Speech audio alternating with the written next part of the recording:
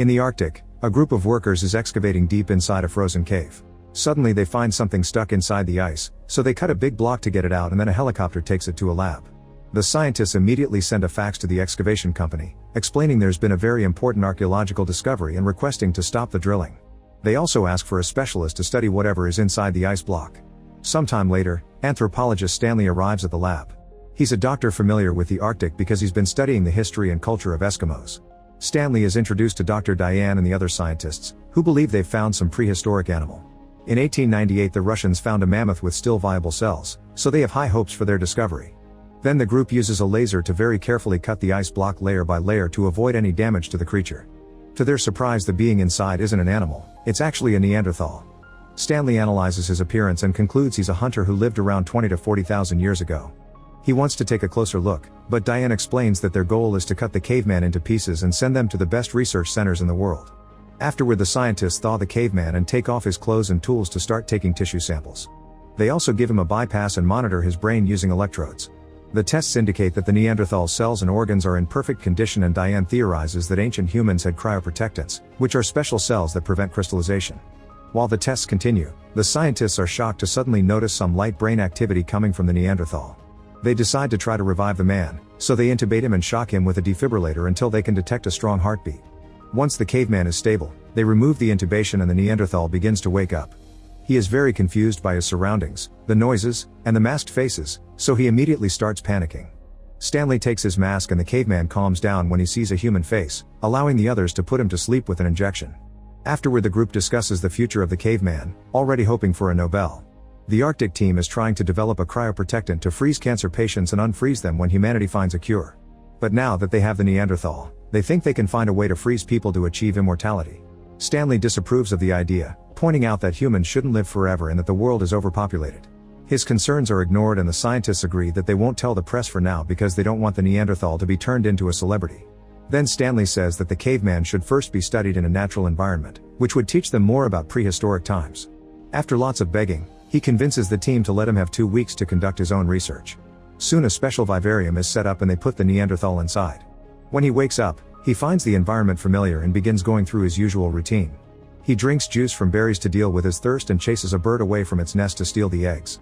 In the evening he starts a fire using stones and cooks his food. In the mornings he washes his body under a waterfall before he goes hunting with a spear he builds himself. He makes a bunch of noises that get the attention of a wild boar who tries to attack him, but the caveman dodges it at the last second and the boar gets stuck between rocks, allowing him to kill it. Later while he's fishing, he accidentally finds a hose and breaks the end, confused by the metal. After lots of sniffing and licking he starts following the hose, pulling it out from the ground until he reaches a metal door. He shakes it until he manages to open it, so the scientists rush to close a second door to keep him from entering. The creatures from the lab start roaring as the scientists begin making lots of noises to scare the man away. Furious, the Neanderthal climbs the waterfall and finds the machine that powers it. He starts screaming as he tries to break the machine and hits the wall, so a scientist enters the vivarium and shoots him with a tranquilizer dart. Then they put him on a stretcher to take him to an operation room, where they will take a bunch of samples as they originally planned. Stanley freaks out and reminds them that his 2 weeks aren't over yet, but Diane tells him to accept things as they are. In the evening Stanley shows Diane a video showing different tribes capable of dancing while stepping on flames, but Diane says it's just a nerve block. Stanley points out that only explains the lack of pain, not the lack of blisters on the skin. Next he fast forwards the video to find a scene where an indigenous man is putting needles in his friend's face. Since there's no blood, Stanley thinks they're producing some chemical that protects their tissue. He theorizes the caveman produces his own chemical as well and convinces Diane to let him study him some more. Once the Neanderthal is back in the vivarium, Stanley enters it too without carrying any weapons or objects to avoid scaring him. The wary caveman begins running around, growling and yelling while finding spots to protect himself. Stanley is scared but still approaches him slowly until they're face to face. After some hesitation, the caveman jumps on Stanley and gets ready to hit him with a rock, but he gets distracted by a scientist yelling from above. Since Stanley doesn't try to defend himself, the Neanderthal drops the rock.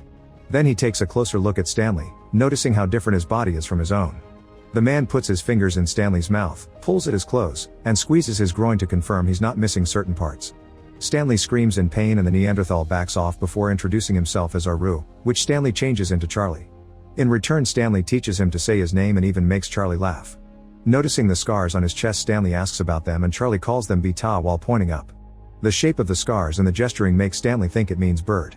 Charlie steals Stanley's cross necklace and after biting it, He begins repeating some words and gesturing with his hands, but Stanley can't understand what he's trying to say. The next day linguist Mabel arrives and Stanley shows her the recording of his conversation with the caveman, but she'll need more to fully understand him. Then Stanley starts spending time with Charlie and learning many words in his language for simple things like rock, frog, and bone. Charlie also shares his food with him. In return, Stanley teaches him easy words in English. Mabel watches everything on the cameras and is impressed by Charlie's extensive vocabulary. One night while they sit by the fire, Stanley starts singing a song.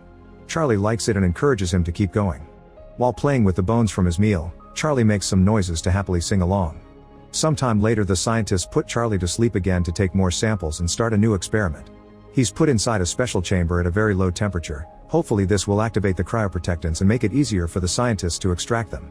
Stanley keeps on protesting, saying they're killing Charlie and that he doesn't deserve to be treated like a lab rat. Charlie's heartbeat starts slowing down and the scientists have no choice but to get him out. Afterward in the vivarium, Charlie keeps yelling in anger at Stanley because he isn't happy about all the experimenting and new scars. Suddenly he jumps and pretends to attack Stanley, hitting the ground with his spear before poking his own chest. He's asking Stanley to help him self-delete but Stanley refuses to do it, and after some struggle he leaves the vivarium. Later in private Stanley asks Diane for help. All the studies are slowly alienating Charlie and causing them to lose contact with him. Stanley wants Diane to go to the vivarium with him because perhaps the presence of a woman will help him calm down. When they enter the vivarium, Charlie's hands are wounded and he's using rock powder to draw the bird from his scars on the ground.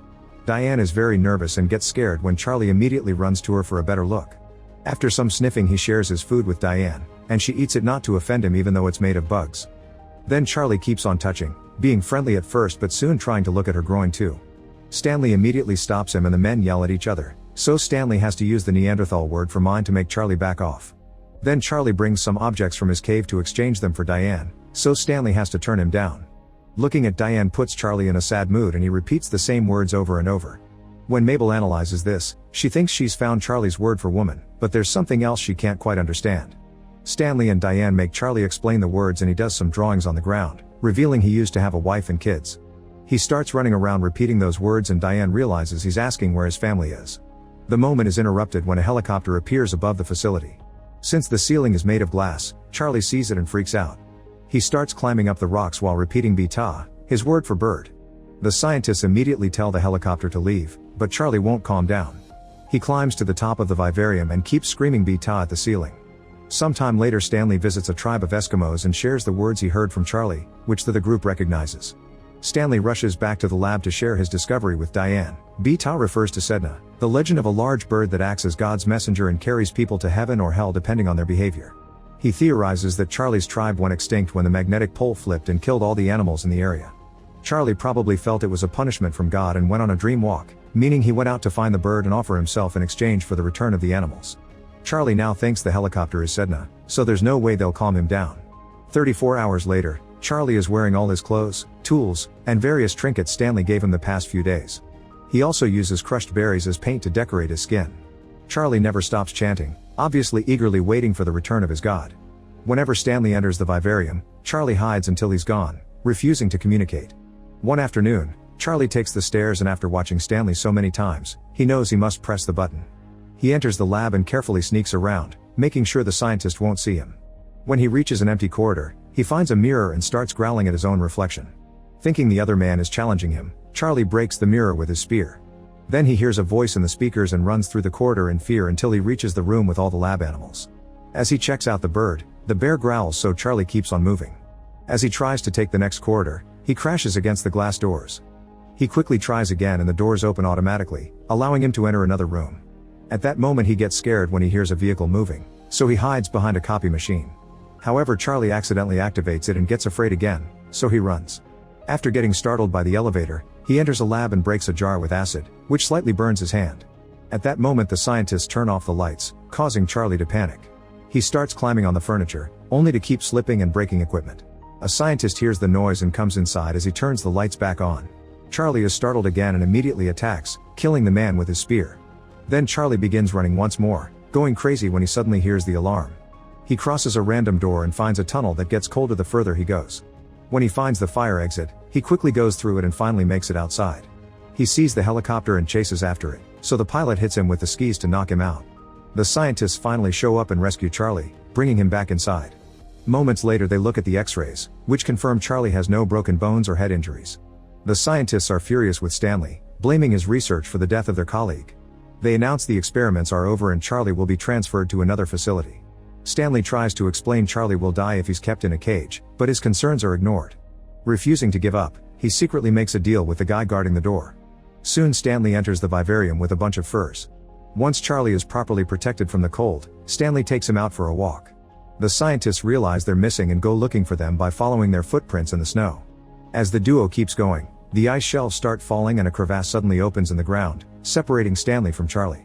When the helicopter finally finds them, Charlie gets excited and yells "Beta" before jumping. He manages to hold on to the chopper's skis and happily chants during the flight. One of the pilots tries reaching for him, so Charlie lets go of the skis and falls, gliding for a few miles in a rather good mood before he meets his end. Make sure to subscribe and turn on notifications so you can watch more videos like this. Thanks for watching.